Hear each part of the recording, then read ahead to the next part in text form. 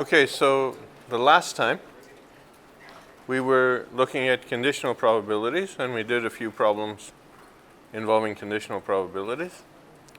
We'll do one more problem. This is a very important example of using conditional probability to interpret the results of medical tests. And then the next topic will be total probability. Okay, so let's say a test indicates that you have a disease. What's the probability that you actually do have the disease? Okay, so a bit of terminology that we need for this is that, okay, no test is 100% accurate. So sometimes the test is positive. That is, it indicates it indicates that you have the disease. But you can have a false positive. The test indicates that the disease is present when the disease is in fact not present. Okay, so sometimes you have false positives. You can also have a false negative. All right? So the disease is, the test says that the disease is absent when in fact you do have the disease. Right? So that such a negative result is called a false negative. If there's been a lot of development of the test and the test has been around and they've done a lot of testing of the test, they've seen how accurate it is. So sometimes, for example, you have an inexpensive test, and then you have another test which is a very expensive one. So you want to take the inexpensive one first, and then you might compare the rates of false positives and false negatives, for example. Right? So the false positive rate is the fraction of healthy individuals who will get a positive test. So 1 person out of 1,000 perhaps who is healthy will still unfortunately get a positive result from the test falsely. Okay, so we speak of a false positive rate. And there's also a false negative rate, right? The fraction of people who are, that we know are, the fraction of people who are unhealthy, who will be given the false news that they don't have the disease, that's called the false negative rate. Okay?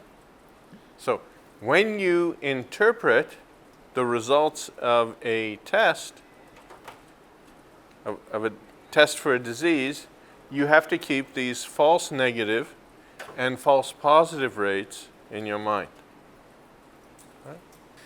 Let's suppose that I know that 1% of the population has Doofenshmirtz syndrome, DS. Okay? And there's a test for it, right? And like all of these tests, none of them are absolutely reliable. Mistakes get made in both in reporting that the individual is healthy or in reporting that the individual has a disease. Okay? So 1% of the population is believed to have the disease, right? So let's say we have a test, and the false negative rate of the test is 20%. Okay? So 20% of the people with DS will be told by this test that they do not have DS, when in fact they do have it. Okay? 20% false negative rate. Now,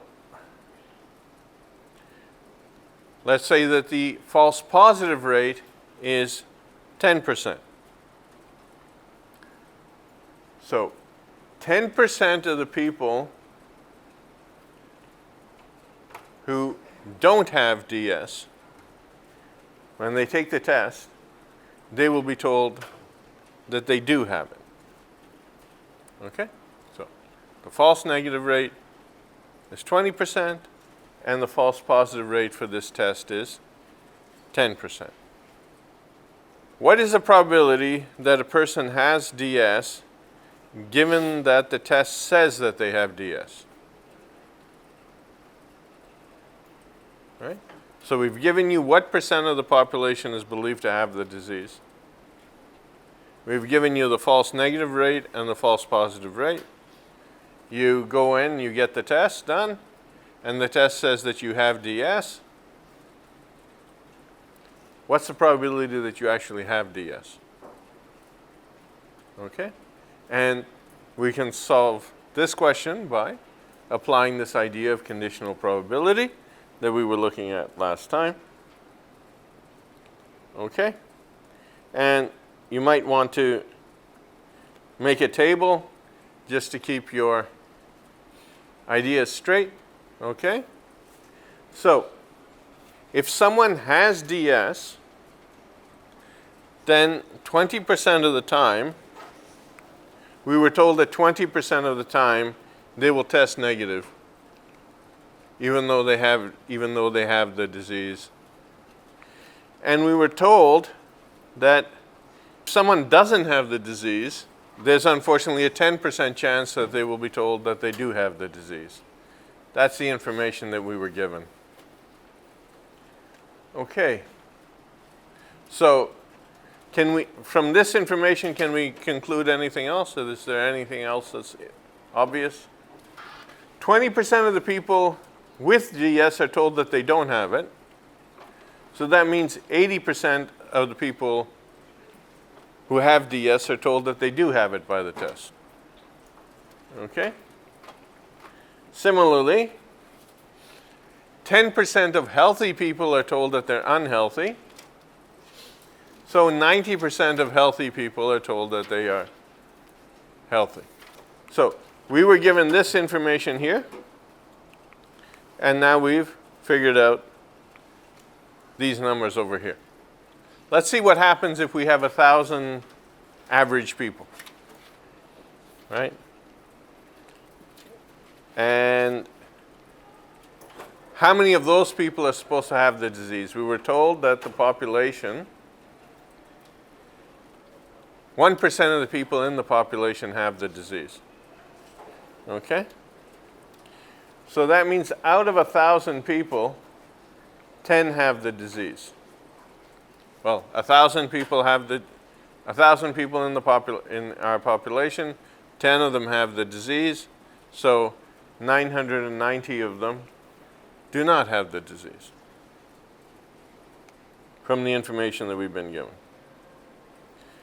Okay, so let's just put in some numbers here. Okay, so in our population of 1,000 people selected randomly for being tested, 990 will not have the disease, 10 will have the disease. Okay, so of the 10 who have the disease, how many will test positive? Of the 10 who have the disease, how many will test positive? Of the 10 who have the disease, how many will test negative? Okay. Of the 990 who don't have the disease, 10% of them will test positive. Right? Of the 990 who don't have the disease, 90% of them will test negative. Okay, so we can put those numbers in. Right? Out of our population of 1,000, 10 have the disease and 990 don't. 1% have the disease. That means 99% don't. Okay? 80% will test positive if they have the disease and they take the test. 80% will test positive. 80% of 10 is 8. That leaves 2 of the people who have the disease, unfortunately, will test negative for the disease. Okay? 990 don't have the disease. Well, 10% of them will still test positive, unfortunately. So 99. And then the remaining 990 minus 99 is 891. These people will test negative. Now, if we sum up the entries here, right, we had a total of 1,000.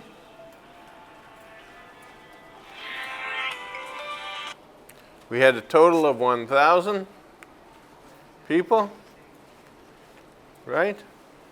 And then out of those, the number that are testing positive, the ones who have the disease and the ones who don't have the disease, all of them who are testing positive, is 107. And the ones who are testing negative, well, 2 of the ones who have the disease tested negative, and 891 of the 990 who don't have the disease tested negative. So 893 are testing negative. I started doing some calculations, define our events. So I'll use the notation that T is the event that a test says that the person has DS, and D is the event that the person actually has the disease. Okay, what were we looking for?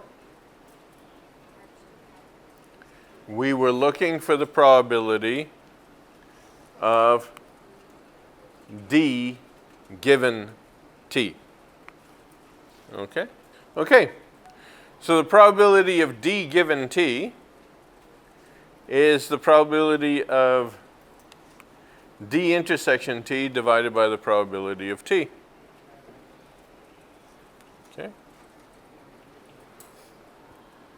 That's the conditional probability that we're trying to find. Okay. So what's the probability of D intersection T? D intersection T has the disease and tests positive. 8 out of 1,000. Right? Okay. And the probability of T was what? T is testing positive. So 107 out of 1,000 tested positive. So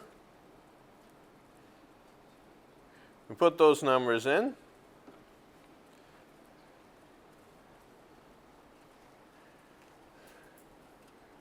We get 0.0748, so about 7.5%. Okay, so the test said that the person has the disease, right? But just because the test says that they have the disease, we would estimate the probability that they actually have the disease at about 7.5%. Now we go on to do total probability. And I just want to maybe draw that diagram a little bit bigger.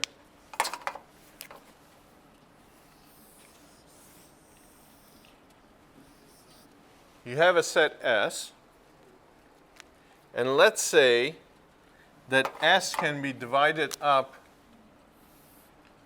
right?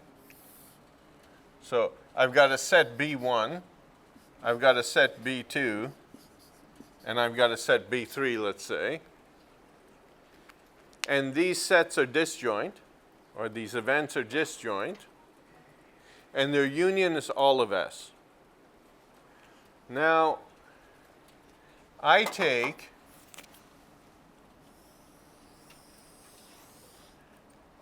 now let's say that there's A, which is also a subset of S. Okay? Well, this bit in here, that's A intersection B1. This part is A intersection B2. This part here is A intersection B3. Okay? Now, notice that these don't overlap with each other, right? They're also disjoint. And if I take the union of all of them, I will get A. Okay, so that's what's over there. A can be broken up as the union of A intersection B1 with A intersection B2 with A intersection B3. Okay? Now, because these are disjoint then, the probability of A will be the probability of this intersection with B1 plus the probability of that intersection with B2 plus the probability of that intersection with B3. Is that okay? All right, so sometimes that will help to make your calculations easier.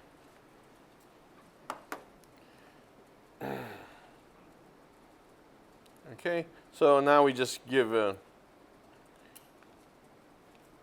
name to things. So one word that we will use, or one terminology we will use, is that of a partition. So in this example, S is partitioned by these three sets, B1, B2, B3.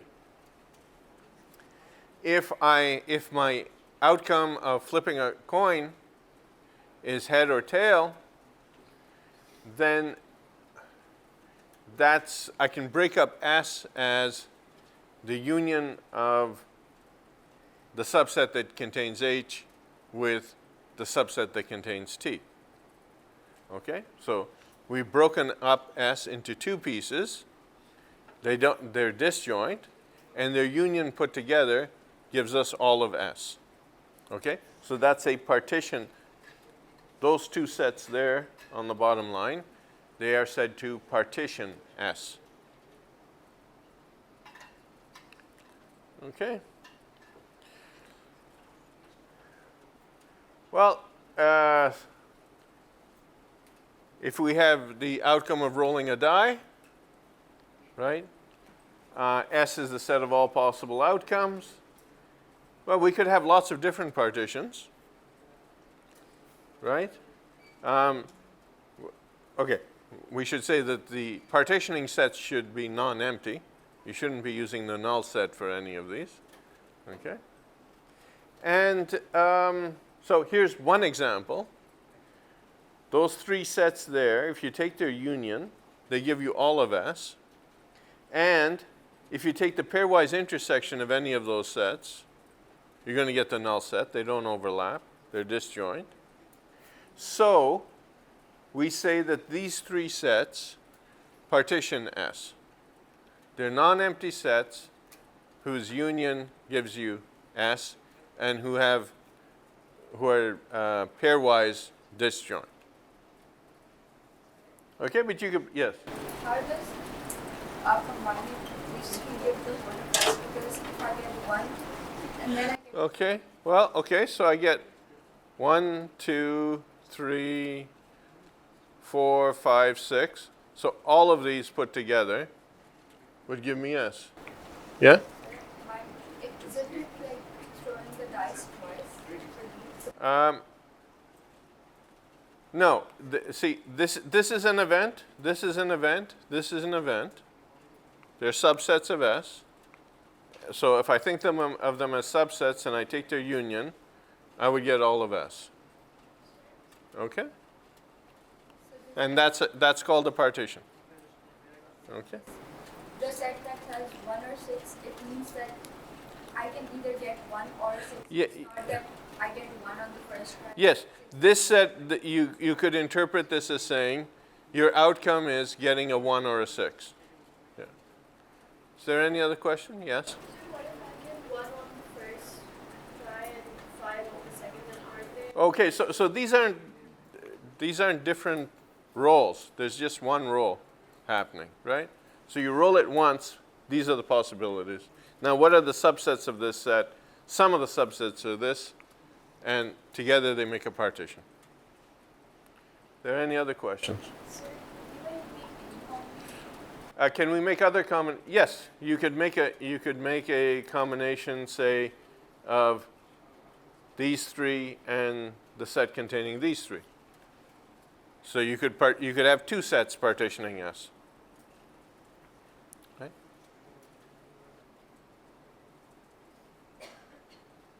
Okay? Here's an example with a continuous set. You have a continuous interval. And again, you've partitioned it into 4 sets. The union of these 4 subsets gives you all of S. And the pairwise intersection of these 4 sets is empty. They have no common elements. Okay? Any questions about this one? Okay. All right, so in general, we say that the sets B1, B2 up to Bn partition the sample space S if the union of all of them gives you S, and if you take the intersection of any 2 of them, then they are disjoint. The intersection is empty. Okay? And you can have all sorts of partitions. The idea when you're choosing how to partition your S is to do it in a way which will be convenient for you and to make your calculations easier.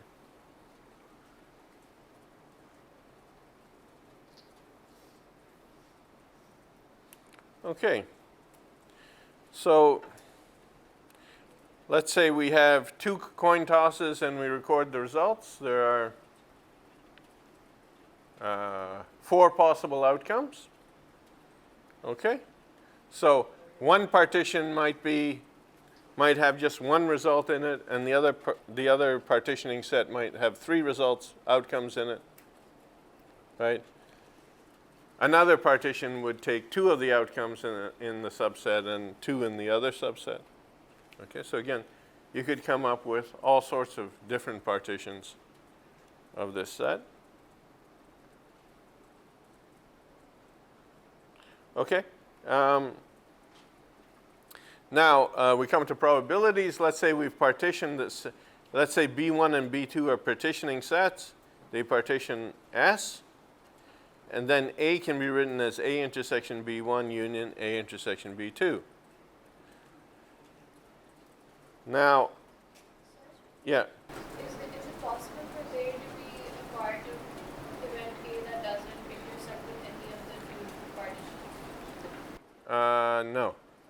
No, because those 2 partition the set, so it's guaranteed. Anything is guaranteed to be in them. Yeah. Okay, so now if I take the probability of A, well, it's the probability of a union. So it's the probability of this one plus the probability of this one minus the probability of the intersection. But the intersection is empty, right? The intersection of partitioning sets is the null set. Okay? So if I partition S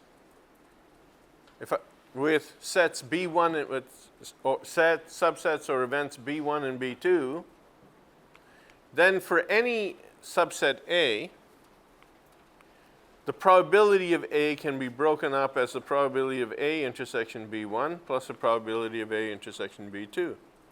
Now, in this example, you would have, if it's B1, B2, and B3 which are partitioning S, so the probability of A can be broken up as the probability of A intersection B1 plus the probability of A intersection B2 plus the probability of A intersection B3. And so on. So wouldn't that be the same thing as putting a union sign instead of Yes, so we're saying that A is the union of these 3 intersections. So when you calculate the probability, it's the probability of this intersection plus the probability of that intersection plus the probability of that intersection, and then minus the probability of something. But the intersections of this and this is empty. The intersection of this and this is empty, so we don't need to subtract off or add off any other terms. Right? So partitioning sets make the calculation of some events easier than trying to calculate them directly. You break them up into pieces like we've done over here. And we calculate the probability of each piece separately.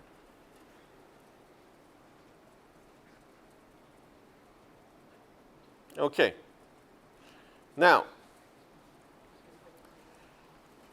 if the probability of A is the probability of A intersection B1 plus the probability of A intersection B2, what's the multiplicative rule?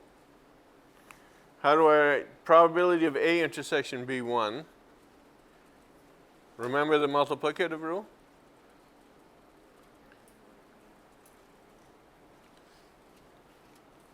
Okay? All right. Right? Okay. So the probability of A intersection B1 is the same as probability of A intersection B1 times the probability of B1, right? This is probability of A intersection B1 divided by the probability of B1 and then multiplied by the probability of B1. So this is the probability of A intersection B1. Similarly, multiplicative rule says that this term over here, the second term, that's the probability of A intersection B2.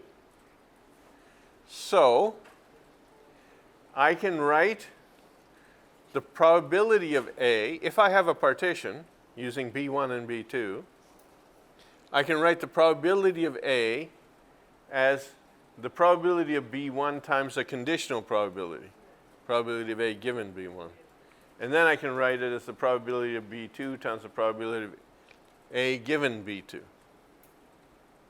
And again, these might be easier to calculate than trying to calculate the probability of the intersections directly.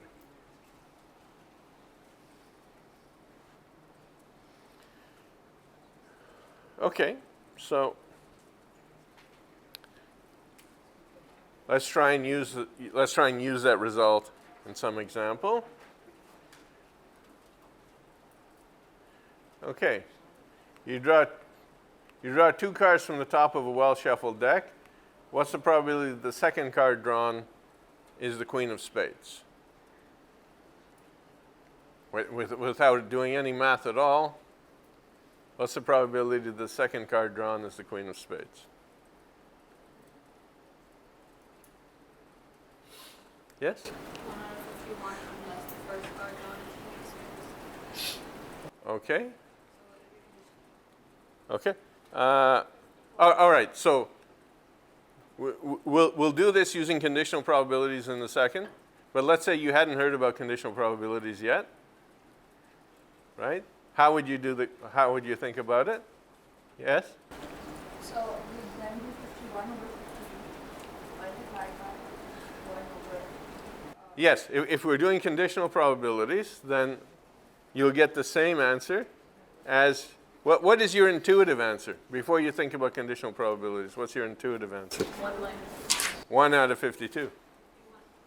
Okay. All right. Okay. Okay. Think of it like this.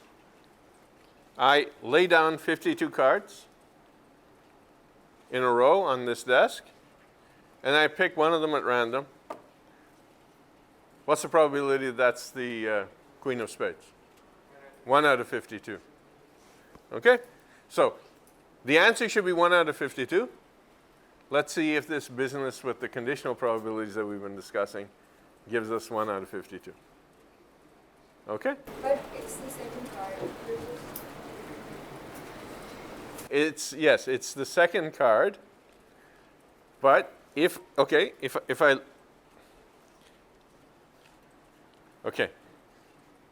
supposing I just said pick up any card. I didn't tell you had to pick up the second card. I've laid them out on the row. I said pick up any card and see what it is. I said, what? Okay, so I picked it up. What's the probability that it's the queen of spades? 1 out of 52. Yeah. Right, so it doesn't change that if I randomly pick up the second card. Right. Okay, yeah. Can't it be 1 minus 1 out of 52 because 1 out of 52 is the probability that the first card is the queen of spades. Okay. And we need the second card to be the All right, so we will do this now. using conditional probabilities, taking into account that it's the second card. And hopefully we'll come up with, it will still come out as 1 over 52. Okay, so we'll use this idea. Right? So what can happen? If the first card is the queen of spades, it's not possible for the second card to be the queen of spades. Right? And if the first card is not, then there's some probability that it is the queen of spades, right? So let's see what happens. We'll use these ideas that we've been discussing. Okay? So let's say that the first card is the queen of spades. Okay? Then F complement, if F is that event, then F complement is the event that the first card drawn is not the queen of spades. Right? And an event and its complement, they partition the sample space. Right? So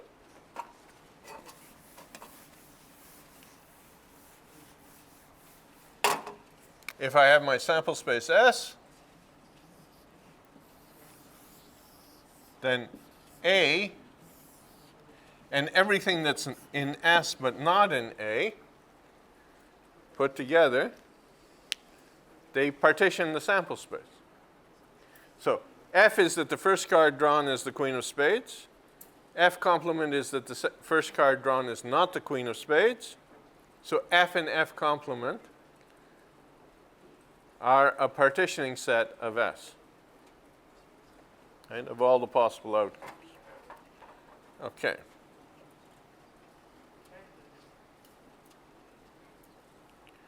Okay.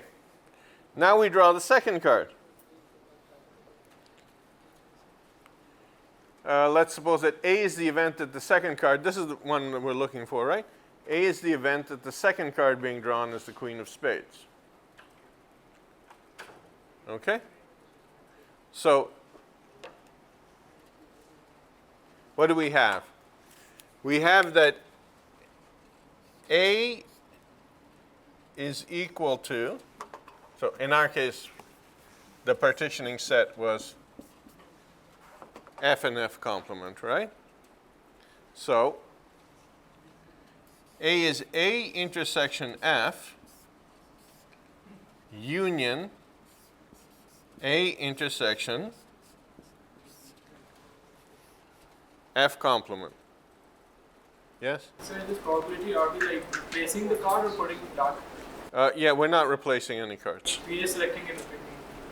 Yeah, we take one card and then we take a second card. Okay, so that's just set theory, right? Okay, now we take the probability of A. So the probability of A, when you're doing a union,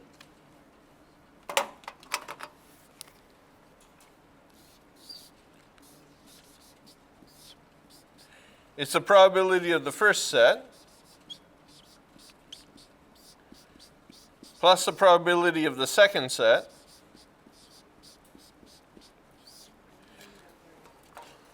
minus the probability of the intersection of these two sets. But the intersection of these two sets is empty, because we're talking about a partition. Okay? How can A intersection F exist? Yeah, exactly. How can A intersection F happen? Well, A intersection F is empty, isn't it? Right. Okay? So, A intersection F is empty. All right, now, what is the probability of A intersection F? Well, if we go back to the definition, it's the multiplicative law, the multiplicative rule. The probability of A intersection F is the probability of F times the probability of A given F. Plus the probability, okay, and then the probability of A intersection F complement is the probability of F complement times the probability of A given F complement. That's the multiplicative law that we've tried before. Yes? Is this any different from the first card being a queen of spades as well? Is this different than the first card being the queen of spades? Yeah, because it's the same probability, right? Yeah. Well, okay, so remember, we called A the F is the event of the first one being the queen of spades, and A is the event of the second one being the queen of spades, the one that we actually want. Okay. But shouldn't the probability be higher once you're reducing the sample size? Well, let's see how the calculations come out. Okay? So the probability that the first card is the queen of spades, do we agree that's 1 out of 52? There's some random card, 1 out of 52. Okay. The probability that the second card is the queen of spades, given that the first card is the queen of spades, should be 0. Okay? Now, what's the probability that the first card is not the queen of spades? Well, there's 51 out of 52 cards, which are not the queen of spades. So 51 out of 52. Times the probability that the second card is the queen of spades, given that the first one was not the queen of spades. So you've removed one card. There's 51 cards left. One of those cards is the queen of spades. It wasn't drawn the first time. So then that must be 1 out of 51. Okay, then we cancel. We get 1 out of 52. So now we're just going to say the same thing, except we're going to, instead of talking about one set or two sets, we're going to say, what if you have k partitioning sets? Okay? Oh, sorry, n partitioning sets. So if you've got B1, B2 up to Bn, they partition S. They're non-empty, okay? The probability of the BIs is not 0. Then for any event A, the probability of A is you sum up from I equals, that should be n, I equals 1 to n, the probability of BI intersection A, right? And then you say, well, okay, I can rewrite the probability of the intersection using the multiplicative rule. So the probability of BI intersection A is the same as the probability of BI times the probability of A given BI. Okay? And if you ever forget that, you can always just go back to the definition of this conditional probability. No, right? Okay, so that's the general rule for n partitioning sets. Now let's try a problem. You're going to draw two cards from the top of a well-shuffled deck, right? Standard fair deck. What's the probability that the second card drawn is a queen? There are 4 queens out of 52 cards. So intuitively, if I pick any one, if I lay all the cards out on a table and I pick up any one of them randomly, the probability of picking up a queen is 4 out of 52. So I kind of expect the answer to be 4 out of 52. But, okay, we've developed all this fancy machinery here. So can you think of? I think we take into account two scenarios. Either you can do the formula that's given Yeah. above, or you can take into account two scenarios. Yes? So, yeah, we can take it two ways. What? So that would be, so I get the first card is queen, and I get the second card is queen as well. The second, I will take out the probability with this, and then I add in the second scenario that will be the first card is anything but a queen, and then the second card is Okay, so we want to think about the first card being a queen or not a queen, and the second card being a queen. Those are the probabilities we want to consider. Okay. All right, so you suggested that we want to let's call that event F, that the first card is a queen. F is the event that the first card is a queen. F complement then is the event that the first card is not a queen. F and F complement partition the sample space, right? Okay.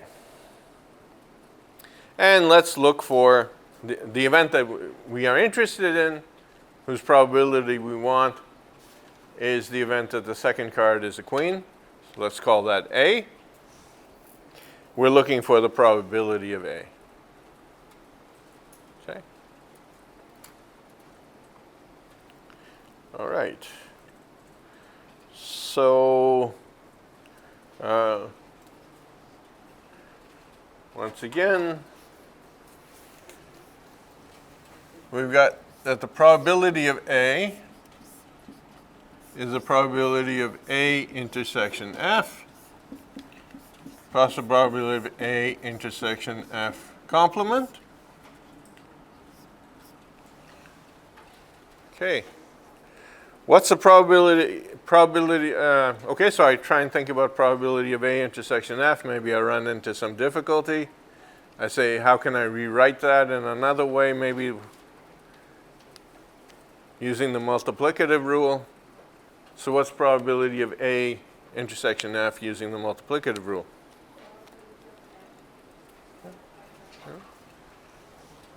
Right. It's the probability of A given F times the probability of F. Right? That's the multiplicative rule for rewriting intersections in terms of conditional probabilities. Okay, what about this one? Well, that's the probability of A given F complement times the probability of F complement. Okay. Let's see. What's the probability that the first card is a queen? All right, 4 over 52.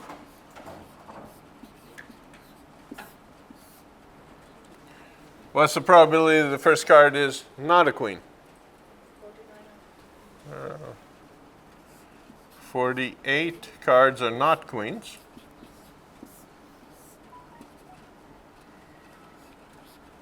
Okay. What's the probability that the second card is a queen, given that the first card was a queen? Right? So we took away one queen. There were 3 left, and 3 queens left out of 51 cards.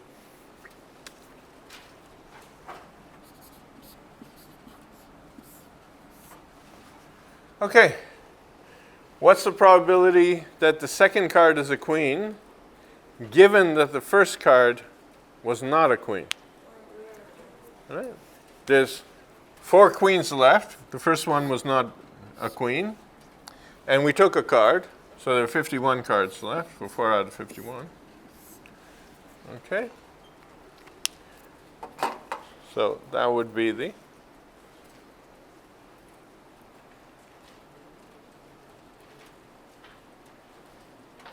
and we get 4 out of 52. How did you intuitively develop that it's going to be 4? How did I intuitively guess that? Because, okay, intuitively it feels to me, you're asking me, what's the second card? Right? So I lay out all the cards on the table, and if you ask me what's the probability that any particular card is a queen, it's 4 out of 52. And that's just the first card? No. Yes. Okay. But anyways,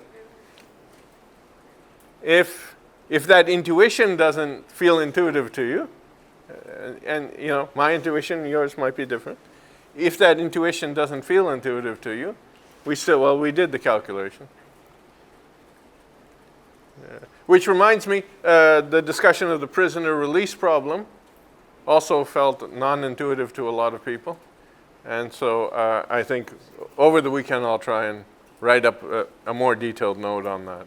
So that, okay. Okay. All right, let's try something with 3 sets now. Okay?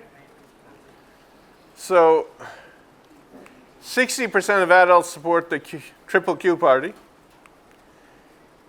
30% support the triple R party. 10% support some third party. Okay, that's the information we're given. Let's say we did a survey. Now,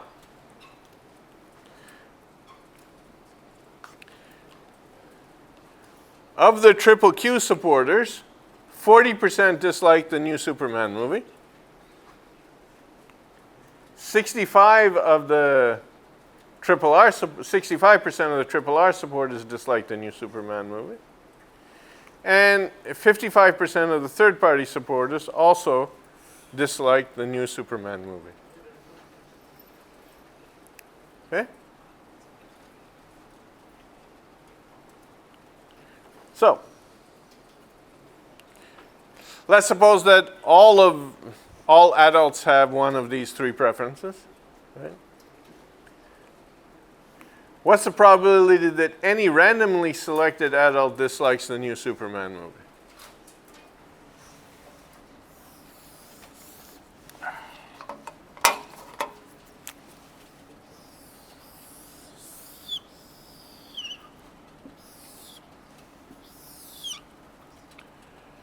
Here's the triple Q supporters. Here's the triple R supporters. Here's the third party, I don't know, let's call them triple S supporters. Yeah. They partition up the set of adults, right? And there's some set of people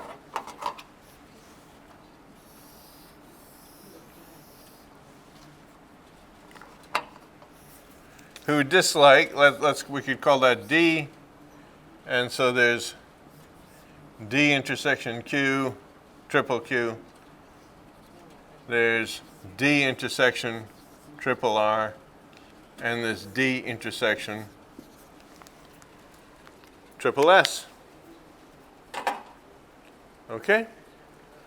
So the probability that any randomly selected adult dislikes the Superman movie is the probability that they dislike it and they are a triple Q supporter. They dislike it and they are a triple R supporter. And they dislike it and they are a triple third party supporter. Okay, that's total probability. And then, if it's convenient, we can rewrite.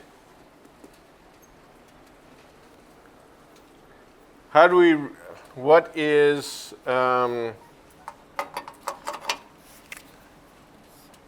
for example, what is probability of D intersection Q?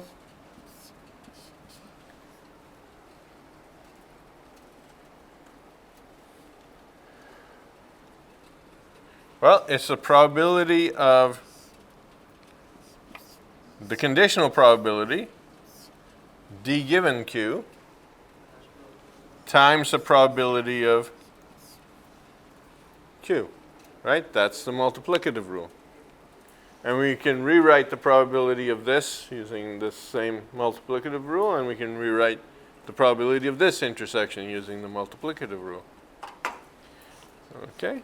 And then, well, hopefully then we can use the information to get the, okay? So, let Q be the event that we have a triple Q supporter.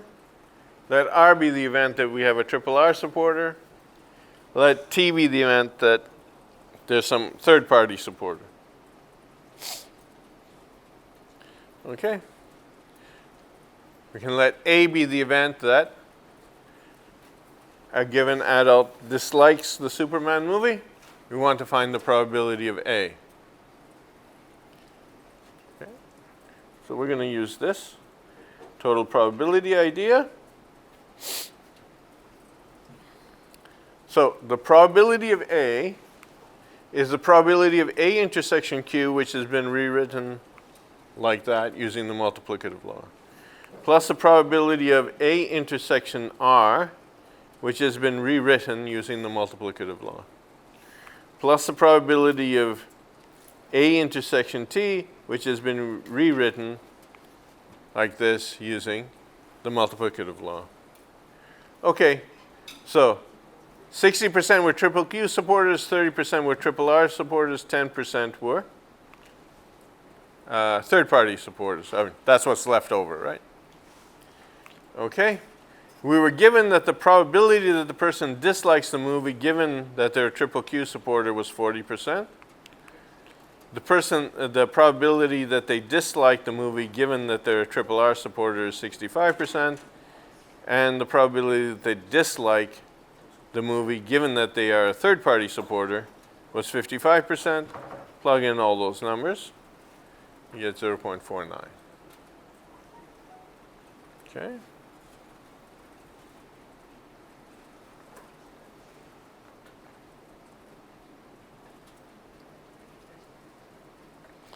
Okay.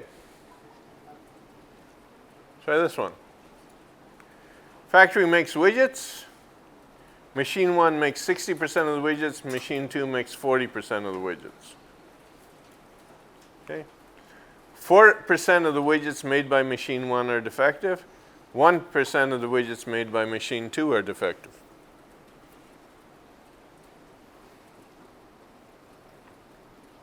Okay. Given that a widget is defective, what is the probability that it was made by machine 2? Okay.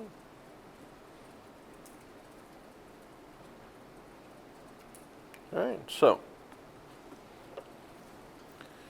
we can define our events that M1 is that it's made by machine 1, M2 that it's made by machine 2, D that the widget is defective, D complement would be that the widget is not defective.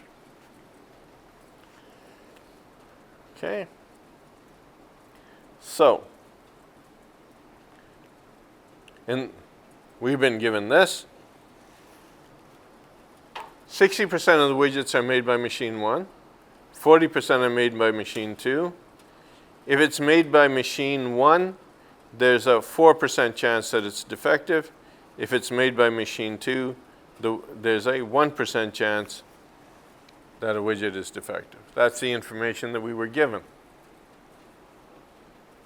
Okay, we want probability of M2 given D, which is, well, by definition, it's the probability of M2 intersection D divided by the probability of D.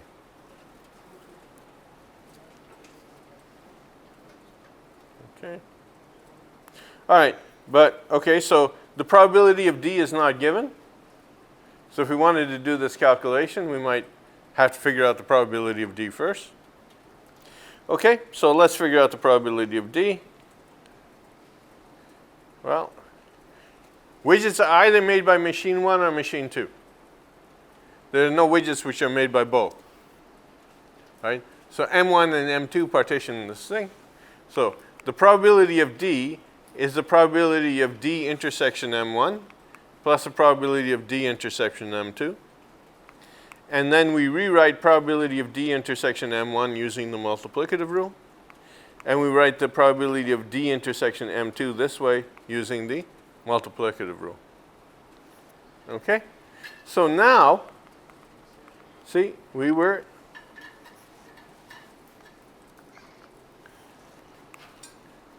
said we didn't have the probability of D. Now we've rewritten the probability of D in a different way using total probability. So we're going to replace probability of D here by its same expression rewritten in using this total probability idea. So we rewrite this. So probability of M2 given D is probability of M2 intersection D divided by the probability of D, and here probability of D has been rewritten using total probability. Okay.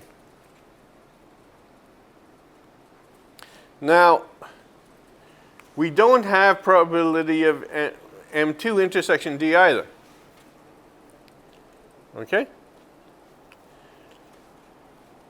But I do have probability of D given M2. Right? And I have probability of M2. Now I can rewrite probability of D intersection M2 as the probability of D given M2 times the probability of M2. So again, using the multiplicative. So I started from my formula for conditional probability, and I rewrote the denominator using total probability, and I rewrote the numerator, which was this intersection, using this multiplicative law. So now, replacing the numerator, right, this was probability of D, and this was probability of M2 intersection D. Okay? Now I have everything that I need.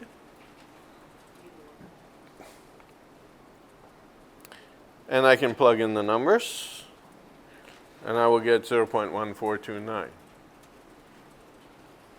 Okay? Any questions about that one?